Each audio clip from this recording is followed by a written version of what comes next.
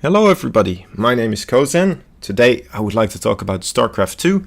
Recently I had a friend that wanted to play Starcraft 2, or more specifically I wanted him to play Starcraft 2, try and figure it out.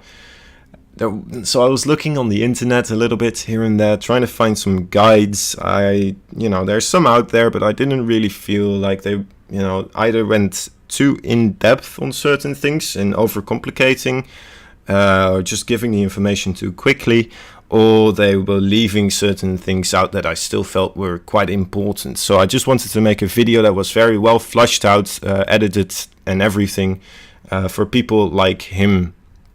Now, if you do have anything else, that might be comparable to this, I would love to know about it. Please post it down below, and it will be useful for people that come across it. I'll try to pin any great videos I find. So, what is an RTS comparable to? In my opinion, you could compare it very nicely to a combination of chess and Settlers of Catan in a way, right? But then you wouldn't be restricted by turn-based movement. You're fighting against the clock, against an opponent on the other side, while you're trying to make as many strategically sound decisions and using some intense mechanical gameplay skills at the same time. Now, after booting up Starcraft 2 for the first time, and also after you've selected your nickname for the Battle.net, of course, you should be landing in a menu like similar to this. I don't know if the background will be exactly one-on-one, but this is basically where you will land. At the top over here, you have different types of game modes. There are a lot of ways that you can play in Starcraft 2. There's the campaign. The campaign has a nice free-to-play campaign, the first one. It has more than one, obviously, because of the other expansions that have arrived over the years. But the first one, completely free-to-play, and I would recommend, if this is your first time, obviously, the campaign might be a really good place for you to start to kind of, get the ropes and really get the basis down of your controls and, have the opportunity to learn everything step by step by step by step. All right. There's also the versus mode. This is the mode I'm going to be focusing on for this video, for most of it.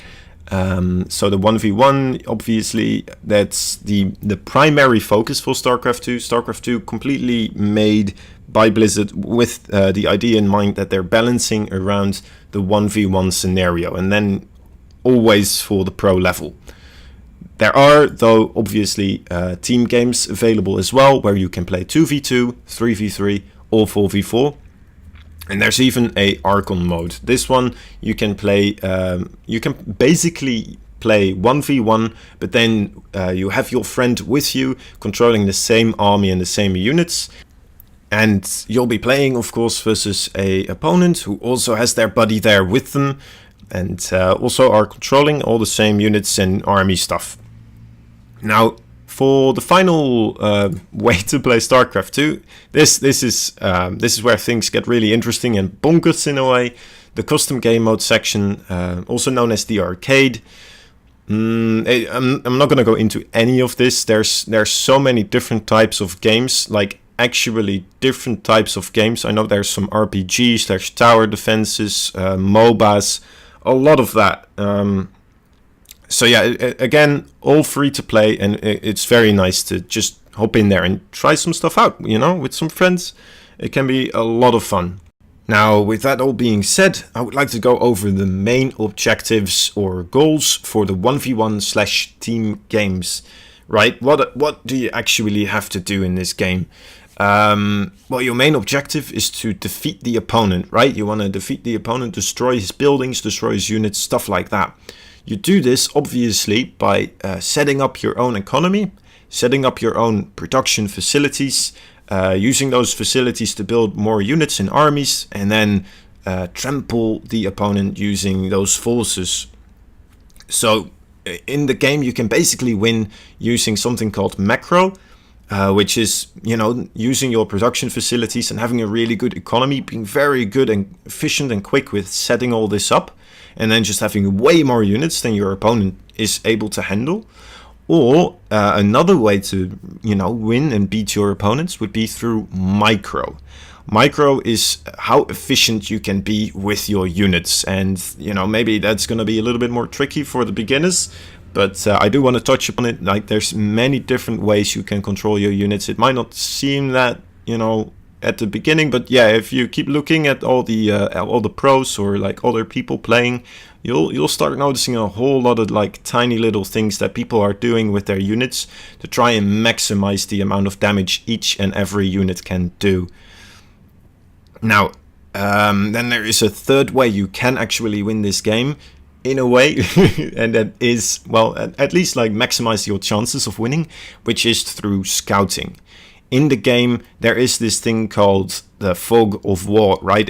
It stops you from spotting what's going on within those locations, right? So if you have units walking over the fog of war, you'll be able to see actually what is going on. Otherwise, you will not be able to see what your opponent is doing.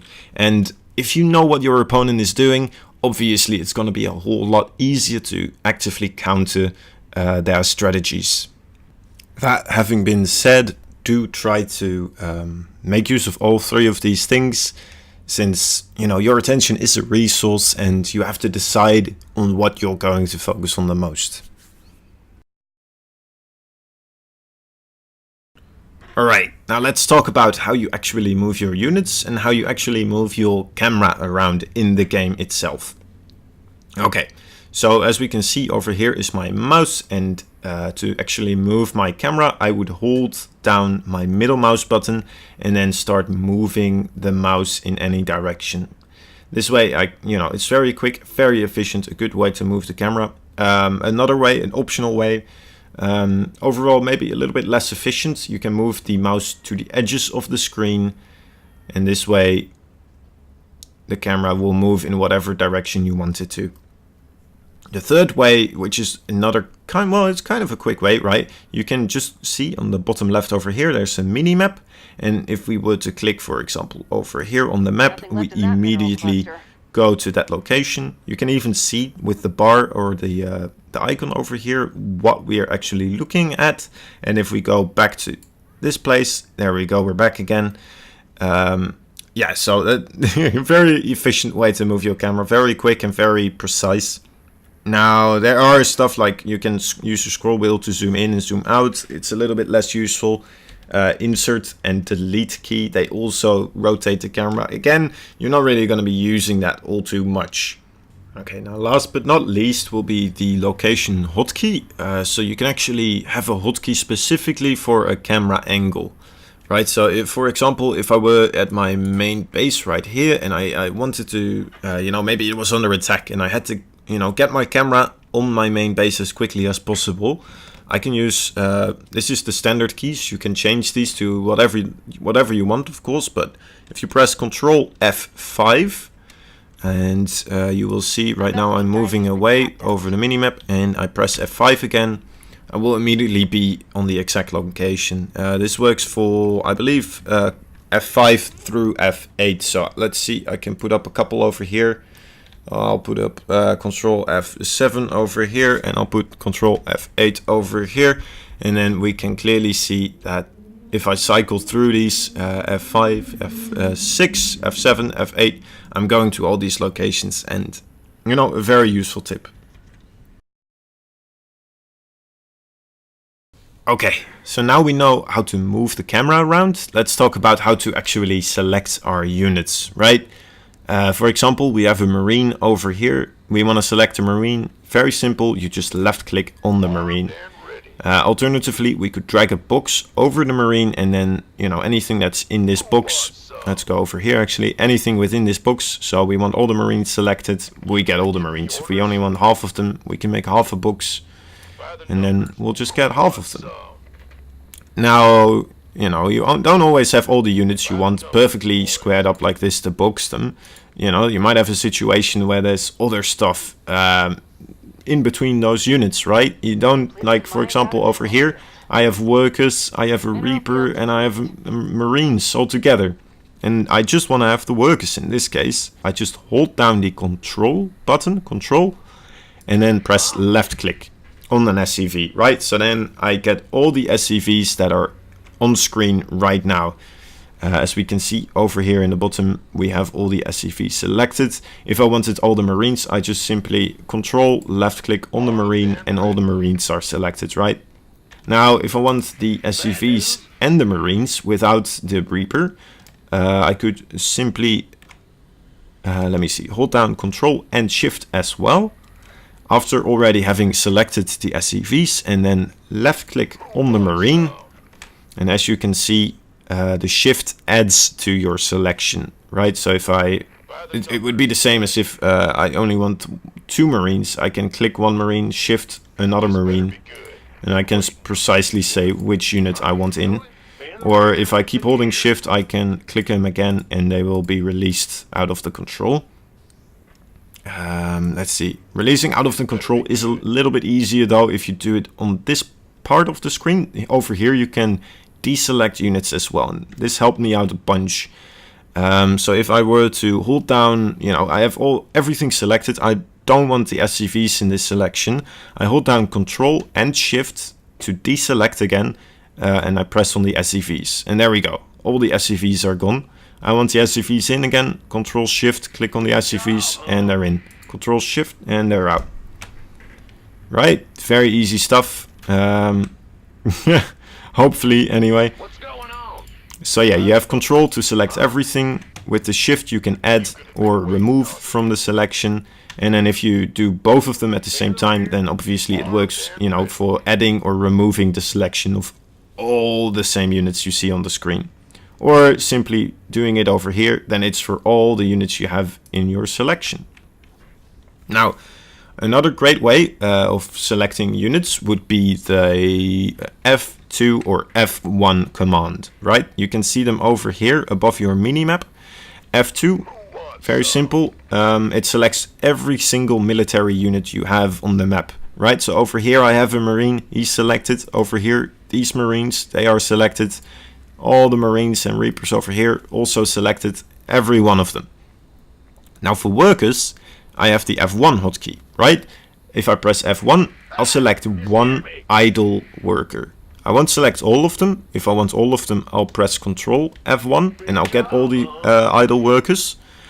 But the very important thing here, right, is I have other workers over here that are mining. I want them to keep mining. If I press Control F1, I'll only grab the ones that are idle. So very useful to, you know, keep an eye on, try to, you know, not have your workers idle in any sense. The final way of selecting your units would be, you know, reselecting your units in a way would be through the hotkey, right? So if this is a group of Marines, I'm going to send these Marines out on the map. We're going to talk about moving later on. But yeah, if I wanted them to be a specific set of units, I would just simply press Control 1. And over here in the bottom, you can see my hotkey list. I have a bunch of stuff right now on the hotkeys. I'll make it easy. I'll put these Marines on all of my hotkeys for now. There you see all the Marines appearing. And yeah, if I were to press if I were to press on the hotkey for them twice from a different angle, my camera would snap onto them, and it's easy access to this same, you know, remembering this exact selection. Now, these hotkeys, they're very useful for multiple things, obviously. I can add, for example, the Reaper. I can make the Reaper go onto the other side of the map, or maybe this one Marine, you know, this is a different squad of Marines. And then I can just double click on one, get back to this group, double click on 3, and get back to this guy. Double click on 2, as we can see that's the Reaper, and there we go. Very easy. And yeah, I will mention actually that if you were to select your buildings, these hotkeys are, you know, they're very similar, they're all the same actually. For the buildings, I would use Control, well, that's you know, my preference. I use them on Control 5. You can put them on Control 1, 2, 3, whatever you want. Whatever, you know, you find the most convenient for you. So after having selected what you want, let's talk about the controls you can give to each and every individual thing. As I said before, on the right over here, you will be able to see all the commands you can give to a unit. One of them will be very easy right click, which is move as well. You can just use right click for them to move. And I'm showing you right here, this is an enemy base I'm walking by. My Marine is not shooting it because I'm telling it specifically to move, right? I'm not telling it to do anything else. I just want it to move, and it chooses then to ignore everything else. The second one is stop, hotkey S, very easy. Yeah, so just press S on the keyboard and your Marine will stop whatever you just told it to do. Hold position is kind of similar in a way. The only difference from hold position and stop would be if it remembers that it's on hold position. If there were an enemy unit right now trying to walk past over here, and my Marine would not be on stop, it would chase that unit, right? If I have it just on stop, it would chase that unit. If it's on hold position, it's just gonna stay here until I tell it otherwise. All right, the next one is patrol. Patrol, well, it kind of speaks self-explanatory. You press P and you left click on the map wherever you want, and you can see the Marine will just move between these 2 points. The final one is attack, and attack move is a very, very important move. When I press A to activate my, giving an attack move command, I can left click, and now we will see as soon as my Marine sees anything evil or anything, it can attack, it will actually start attacking. Usually if you do start moving out on the map with your armies, you want to be using a move, right? Because if your army is just ignoring enemies, and if this was like an enemy unit that actually could shoot back, then my Marine would die, without having done anything really of value. So yeah, in those types of cases, always use the A move. All right, now this is all just singular command giving. You can also, right, for example, let's see, if there were some enemies over here, right, my Marine is over here, and let's just imagine there's some enemies over here, right? I wanna and my Marine wants to escape. He wants to get over here, for example.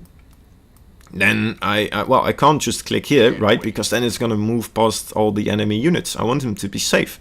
So what I would do is I hold down the Shift key, and I can give him a queued order, right? So I can tell him first you go here, and then afterwards you go over here. It's very simple, and then it will just do that. So I won't have to, keep tabs on this Marine forever. I can just kind of do something else as he's moving along that path. All of these commands, this is a good thing to mention as well, probably. All of these commands you can give on the mini-map as well, right? So if I were to right-click over here, the Marine will move there or there. Same with A move or patrol or whatever, right? It still works if you do it on the mini-map, so you don't always have to go all the way over to somewhere before you right-click. You can just right-click right there, and then you can see, yeah, the Marine will start moving there. Now, last but certainly not least, is this final thing I want to show you. For example, I have this big group of units here. I have Marines now with the stim pack ability. I'm not going to go too much into like what every ability does, but I'm just going to show you that I can get access to, like, I have multiple units. They all have their own abilities. I can click on them obviously to get the abilities, individually select the units. But the easier way to, I have them all on hotkey 1, so I can just go to them quickly again, right? But I want to have the siege tank sieged up really quickly. So what would I do? You might have just seen me do it. If I press the tab key, I will go through the selection of the units and I get access to the abilities of those other units, right? So just for example, real quick, I press T for stim pack, E for this, and then I just, with the tab key, I can get really quick access to all these abilities whenever I need it to.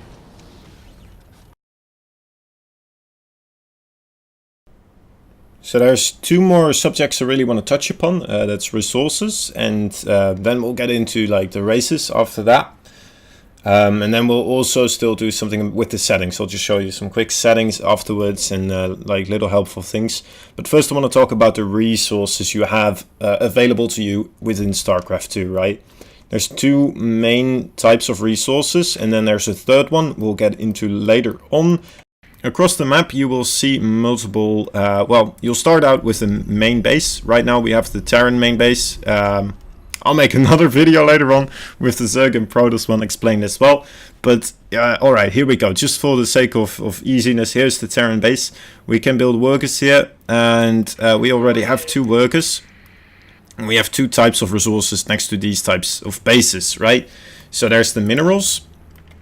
Mineral field, if you click on it, you will see how much minerals there still remaining there. You also see how many harvesters are working on it, and you should be able to see above your command center over here how many workers you would need for the specific expansion you are at, right, to do optimal amounts of mining.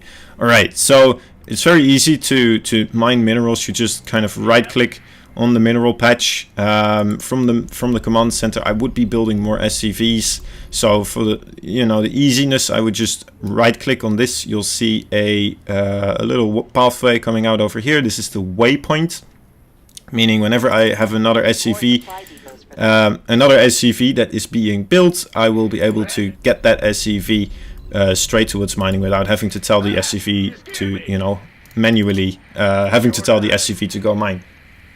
Now, minerals are a very good resource for early game. They give you access to a lot of early game units, and it's the resource you probably need you'd need the most of it most of the time. Then there is the gas, Vespian geyser. If we click on these, we also see how much there is still remaining Vespian gas. But we can't just right click on it, right? We can't just start mining these things. We need to have a specific building placed on top of it to build stuff.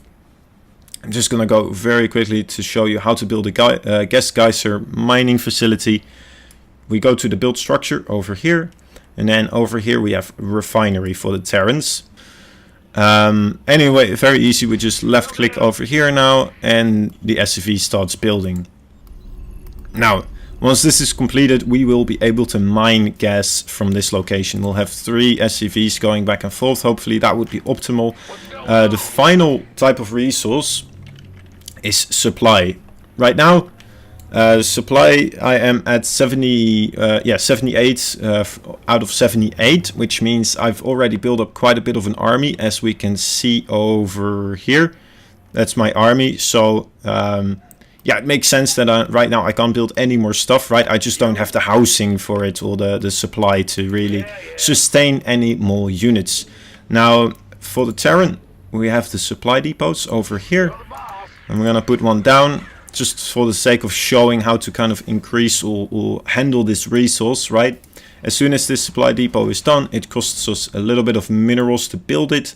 But then once it is done, we will raise this supply cap, allowing us to have more units.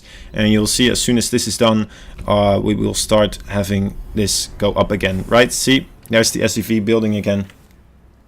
And yeah, each race have their own thing for supply. I'll get into that in later video, though, what those buildings are. I would recommend everyone to just play all the races, right? I'm gonna give you kind of a sense of what each race represents and kind of look and feel. But if you gotta play all of them, they all have unique units, unique abilities, unique kind of features of how you play the game. Truly, they're all unique in their own way. Right, so try to switch it up. I myself started out playing Protoss, then I went to Zerg, and now I'm playing Terran. So I've been through them all myself, and all of them I had a good time with.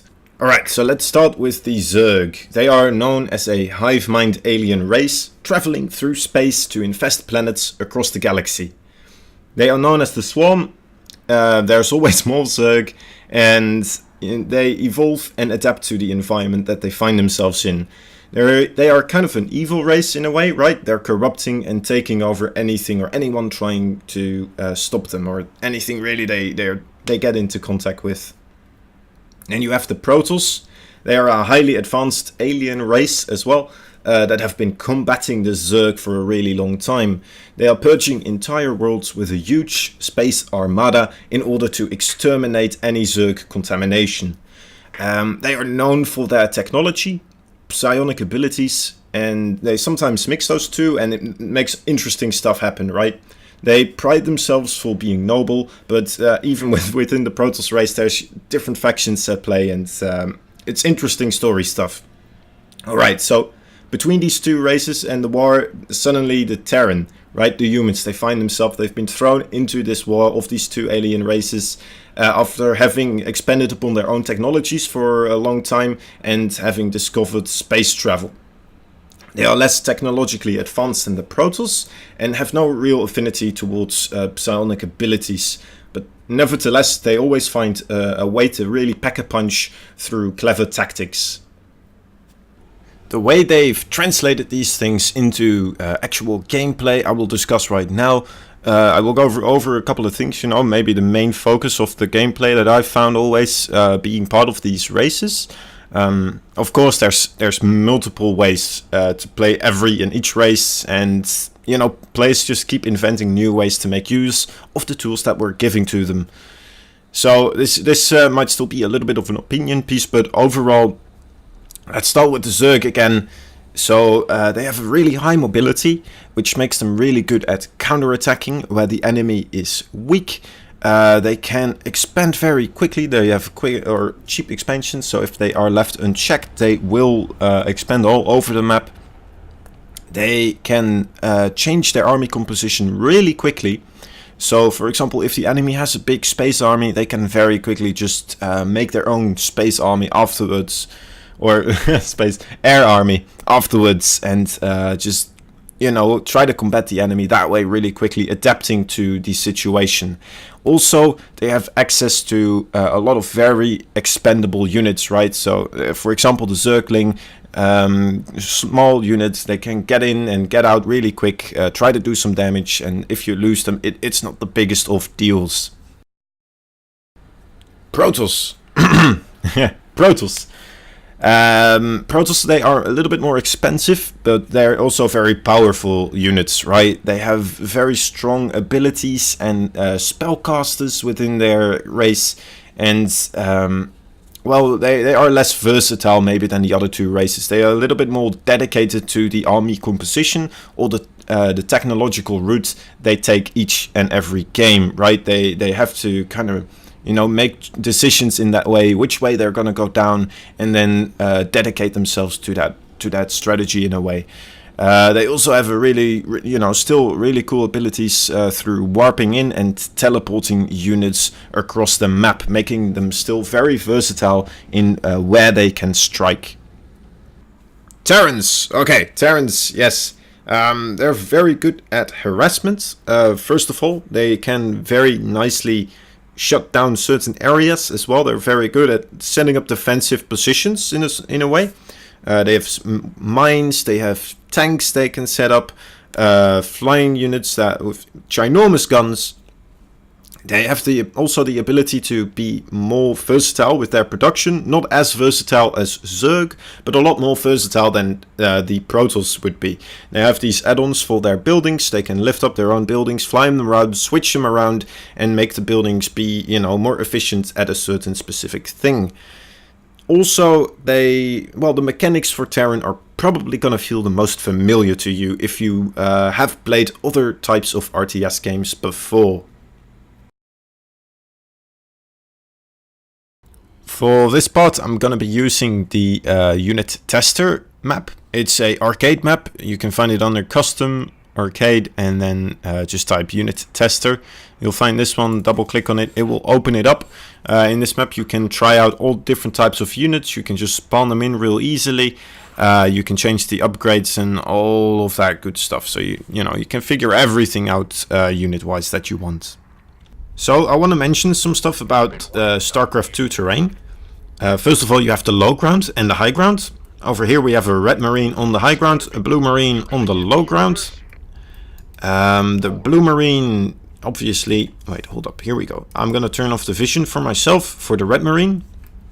So now we're seeing whatever the blue marine or the blue player would see. If we go up onto the high ground, we will actually be able to see the marine. But if we're on the low ground, we cannot see anything that's happening up on top of that high ground. So if we move over here, we will notice that we are getting shot, but we cannot shoot back from this location, right? Because we cannot see him. If we were to move up here, we'll start shooting him actually. I'm just gonna show real quick some advantages of making proper use of this type of stuff. We can have, let's see, 6 Marines over here, and we can have, let me see, that's 5, 6, 7, 8. 8 Marines over here for the blue ones. So blue right now has 1/3 extra Marine count than the red Terran, right? So he just kind of moves up here, and then, as you would imagine, all these extra Marines kill their Marines so much quicker that blue hardly loses any Marines, really. So now, how can we get the red Marines still victorious in this battle, right? That's the question. How can we still kind of use the rules of engagement to our advantage so that we can still beat this other Marine army that is still 1/3 extra supply that we have available to us, right? I'm gonna make it a bit extreme, but I'm gonna put these Marines still pretty close together, but they're more in a line formation, so like yeah, they're going to be running in one by one in a way, right? And they're quickly going to start shooting all together. But, you know, overall, this first Marine is going to be shooting. Then this Marine is going to walk by and he's going to start shooting. This guy maybe a little bit at the same time. But overall, like, they won't be shooting at the same time. The red Marines all in a nice concave line up here on top of the ramp. They're all going to start shooting at the same time. Also, because they're on top of the ramp, they will be able to shoot onto the blue Marines before the blue Marines actually get vision of the red Marines, right? So they have already this little tiny, like maybe one extra attack before the red or the blue Terran can do anything. Now I'm gonna move them a little bit back here because I'm gonna have to give away my control of these units for a moment. So I do wanna, let's see, okay, no, I can just do it like this. All right, the blue Marines are moving up here. I'm gonna quickly go to the red Marine control, and I'm gonna be targeting down these blue Marines one by one, and that should allow me to quickly mitigate the amount of damage they do by targeting down the Marines. And blam, there we go, we actually win. So yeah, I was targeting down the Marines. If I manage to target them down, focus fire all my attack, I drastically decrease the amount of DPS the blue Terran can output a lot quicker than I would if I would just shoot all the Marines at the same time. And this actually allows the red Terran to win using these rules of engagement over an opponent that still has 1/3 extra supply. Now, this doesn't always work the same, you know, it's going to be more difficult to control with more units, but just as kind of a case of concept, like, you know, this is a little bit of a first rules of engagement that are nice to know. We're almost there, I promise you, alright? So, in the menu, or in game, we press F10 and we go to options. Right over here we will go to gameplay, and as you can see right now I have some stuff disabled and enabled. Show alerts is alright. Display build grid is pretty good. This will allow you to see kind of the squares where you can put your buildings and stuff like that. Always show worker status. I like to have this on. So this is the the indicator above your main building, showing you how many workers are harvesting the minerals or Vespian gas. Enable simple command card. This one is important. You don't want this one on, right? If you have this one turned on, you won't be able to see like the hold position and the patrol thing. Just turn it off. Show current order indicator. Displays an indicator on the terrain when units are issued a move or attack. I like to have this one on personally. Select all larvae. This one's pretty useful as well. You can just select a single larvae near an attached hatchery and it will select all the larvae. I haven't really gone into larvae, but you know what? Let's just say we turn it on for now. Enable enemy unit selection. This one is also very important. There are certain structures for the Protoss, for example, and you want to click on them so you can figure out what those structures are called. And then as you're scouting and stuff like that, you'll be able to see what those structures actually are. Or alternatively, if you press on enemy units, you can see the amount of upgrades they have. Right, I haven't really talked about upgrades, but we will get to that as well in the next video. Display experience points. doesn't really matter. Could be fun, could be nice if you want that on, doesn't really matter. Allow window restore. I have this on, so when you have StarCraft 2 minimized, and you know, if you're searching a game or something, then you go to browse YouTube, whatever, the window will automatically turn back up again once you have found a game. Show unit life bars. This one's pretty important. I like to have it on damaged. It's quite simple. Basically, it allows you to see the health bars of the units as soon as they're not full anymore, right? A lot of people also have it on always. Also very recommended. Basically, one of these two are the main two I would suggest you to use: damaged or always. Control groups. I like to have it on unclickable. This is basically the bar on the bottom you have where you can see all the hotkeys. Especially if you're starting out, you can sometimes accidentally click on them and then suddenly, you know, you lost your selection, or maybe you accidentally assign your selection to that hotkey when you didn't really want it to. So I like to have it unclickable just in case, you know, I'm misclicked. I'm not the best, so you know that's why I need it. Show flyer helper. Sure, you can have it on selected. It's basically if you have a flying unit, the flying unit will kind of show the direct indicator on the map as to where he is flying, he or she is flying. It can be useful in certain cases, maybe like you know, you can kind of see how close you are to stuff, or for example, if you have like a flying unit that can carry other units, then you can see exactly where you will drop your units as you have that the flying unit selected. Don't think there was much else here except for, well, there is the hotkeys. You can change all the hotkeys you want for all the units. You can also go into global. And then you can, like, whatever hotkey you want, you can adjust this. So if you're like, I don't know, if you have a weird keyboard, or you have some special keys you want to make use of, here you go. Go wild, man. Whatever you want. Alright, that's it for the settings for now. And I just want to give some final advice as well. First of all, I recommend in the beginning, it's going to be difficult to do this, but always use hotkeys. It's going to feel like you want to press on the buttons right here in the bottom right, but don't, right? Whenever you see yourself trying to use the mouse to press those buttons, just forcefully stop yourself and actively use those hotkeys on your keyboard instead. This game is about, you know, how many actions you can really do in a certain amount of time, and if you are using your mouse to click everything, you're not gonna have a lot of actions, right? So you want to be active and you want to be using those hotkeys, and you know, if you are using those hotkeys, you're gonna have a lot more better time, right? You're gonna get a lot quicker, better with that, and just the game overall is just gonna be more fun if you know, you can really get to a certain level with it. Alright, that being said, have fun with the game, of course. Don't be too rough on yourself. You can't blame yourself for not knowing something specifically. Just you know, be easy and try to learn from your own mistakes. Respect your opponents as well. Don't this is important as well. If you want to have fun within StarCraft, I've noticed, because if you disrespect your opponent in a way, kind of, you know, and you still lose to those people because, I don't know, some weird rush they're using or some other strategy, you're gonna feel like you're also kind of a bigger idiot, right, than they are themselves, because you lost to that guy that you think is an idiot, right? And then, well, by default, you're a bigger idiot.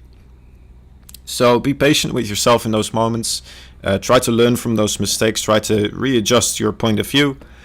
And remember that, like, no matter how good you get, there's always a way to improve in StarCraft 2. Like, it's impossible to play perfectly, and even the most successful professional players, like, even they are still dropping the ball here and there, and like, they don't play perfectly, right?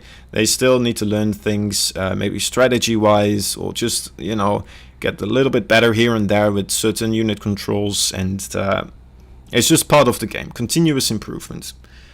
Now, another good tip maybe would be, if you are a little bit, you know, afraid to jump into the 1v1 immediately, try to play some team games with some friends beforehand, you know, kind of get the mood, get a good feeling for things, what's going on. Because the 1v1, you know, it is a little bit intimidating, and there's a lot of good players out there, but, you know, don't be too afraid to jump in that 1v1. Like it's truly, you know, where the game shines, right? It's what the game was made for, and you're gonna have the most fun playing against real humans as well. So if you could always start out playing against the AI, but you know, it's just less fun to play against an AI because they won't challenge you as much, and I always felt like it was less of an accomplishment personally, but maybe that's just me. All right. I also want to talk about some tools that you can use. There are certain websites. I'm just going to mention 2 right now, and if you do have some other great ones, of course, please put them in the comment section. The first one would be sc2replaystrats.com. Over here you can watch your other people replays, and you can upload your own and see a statistical overview, kind of, right? So you can see where your strengths are, and you can see where your weaknesses are, and you can actively try to practice those areas that you need the most practice with. Also, a good website is teamliquid.net, tl.net. This is also a great place just to connect with the community. There's a list of quality live streamers here, always in tournaments. There's interesting news and articles that you can find, and anything you want to know StarCraft related, really. So yeah, hop on over to those websites if you feel like if you feel like having a little bit more of an in-depth look into StarCraft 2 than just this video. Can't imagine why. It's been quite a bit of a long video, and remember, there is still more coming up. I'm planning to make a video for each race, and then I'll be explaining within those videos how different building methods, what kind of different building methods each race has. I want to talk about the units they have and what each unit is kind of good for and against. Maybe talk a little bit about the micro stuff like that of certain units. And maybe just like how you should look to position those units overall. Finally, last but not least, I want to give a special shout out to Jamirants from Team Gosu. He has provided me with some lovely Terran footage. I'm sorry I couldn't fit it in. Arbi as well from Team Horizon for providing me with some amazing Zerg footage and allowing me to use that for the video as well.